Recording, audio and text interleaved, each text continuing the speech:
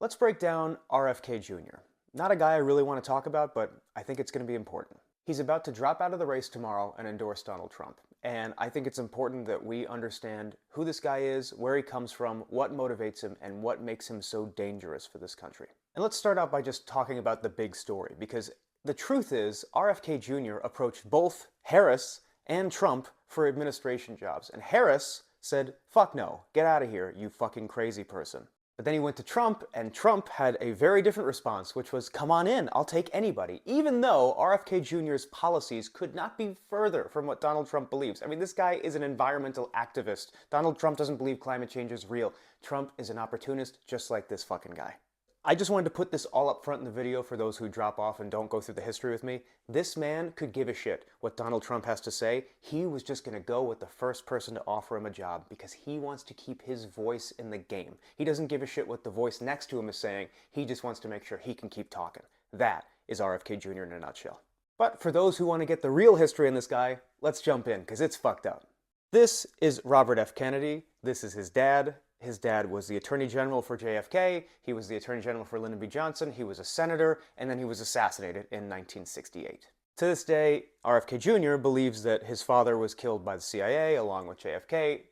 There's no evidence of that. It may be true, it may be not, but it just gives us a little taste of what's to come in here, because this guy is a conspiracy theorist, and I mean with an exclamation point on the end of it. But before this guy turned into a wacky-ass conspiracy theorist, he was just an environmental attorney who was part of the Kennedy family. And, he was fighting water pollution and environmental toxins. And then, one day he ran into a story that kind of tweaked his brain the wrong way, and everything went the wrong direction. This is the story that tickled RFK Jr.'s brain the wrong way and turned him down conspiracy road.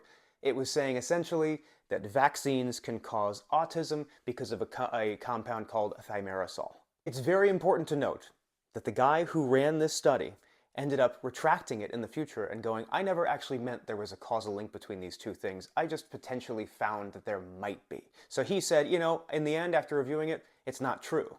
And that was confirmed in 2014 when there was a major 1.2 million population meta-analysis that looked at 1.2 million kids and said there is absolutely no connection between thimerosal and autism. It just doesn't. Vaccines and autism, it's not a thing. But proof, inconsequential to this guy. He doesn't give a shit. He just wants to believe what he believes, so he just pushes forward.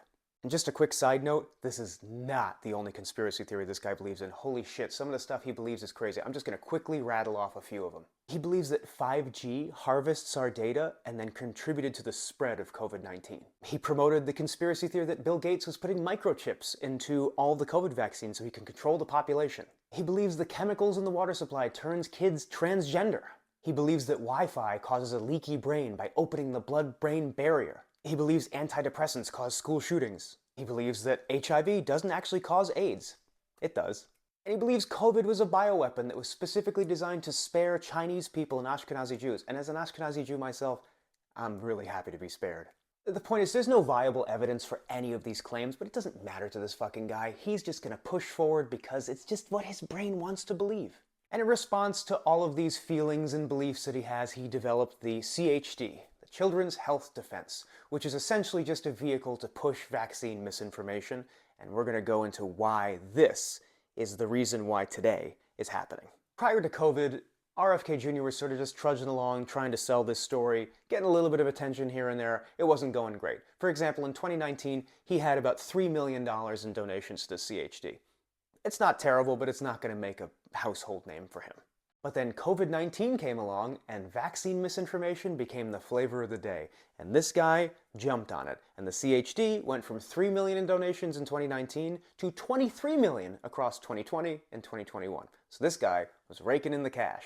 But as I'm sure you remember, vaccine misinformation was not taken lightly by social media companies, and people like him spouting crazy shit were kicked off. And he did not like that. Essentially, he was kicked off for saying that the COVID vaccine was a ploy to have global control over a ton of different people, that it was the most understudied vaccine in history, and that it was just dangerous across the board, when in fact it's actually the most studied vaccine in world history, and none of what he's saying can be substantiated with any evidence. He went on to sue the Biden administration and say that essentially he was being silenced because he was a political opponent and Joe Biden didn't want him to have a voice anymore, which is just not true. Joe Biden has no direct correlation to RFK being deplatformed. That was the decision of Instagram and Meta, all that shit. There's no direct correlation to Joe Biden in this. The point is, his whole candidacy and everything he's trying to stand for is fueled by the fact that he hates that the government is trying to silence him and all this stuff. That's where all this Looney Tune shit comes from, and that's where he sort of aligns with Trump. Before we get to the end, I just want to do one more side note, because this guy has just so many bad things about him that have nothing to do with what we've been talking about. I just want to rattle a couple of them off. His family, the Kennedy family, absolutely fucking hates him. They disavow everything he has to say and do not support his candidacy whatsoever. 83 people died in Samoa thanks to this guy's vaccine misinformation. He's a serial cheater and cheated on his first wife so much that their marriage fell apart and she killed herself. And he was also accused of sexual assault and he does not deny that it happened. Just wanted to cover those things, just so we contextualize this guy a little better. Anyway, the truth is that this guy rose to power based on perpetuating tremendously false information, and he really just stuck around because A, he was making a shit ton of money, and B, he was getting his voice out there and feeling like he was empowered to push back against the powers that be. Of course, a person like that is going to have the main goal of whoever will keep me loud, I will go with them. That's why he jumped to Harris and he jumped to Trump and he said, hey, whoever's going to give me an admin job, I'll do it. I'll hop in there because I just want to keep talking. I want people to hear me. I want my voice to be heard. But the problem is his voice is dangerous and useless. I've gotten a lot of questions of how I think this endorsement will affect the election. I really don't think it will very much. Let's just be honest. Trump got a 1% bump from being shot in the head. I don't think he's going to get a nice bump from him getting endorsed by a conspiracy theorist that 4% of the population is voting for. And when you look at the population of people voting for RFK, it was about a 60-40 split in terms of, hey, if you can't vote for him, would you vote for Trump or Harris? So Trump would get that 60, but that doesn't guarantee that that 60% is all going to be motivated to actually go out and vote for Trump. And the ones who would go to Harris are not going to hear RFK go, oh, but you should vote for Trump, and go vote for him. Trump is an established person where people go, I have no interest in this guy.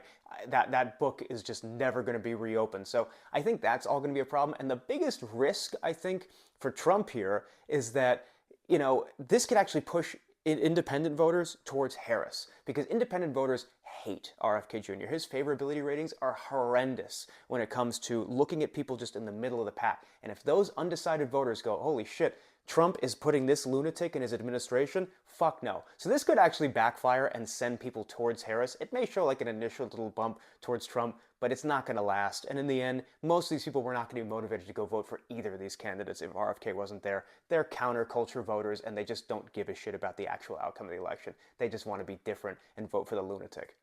So I hope this was helpful. The guy's fucking terrible. That's the bottom line.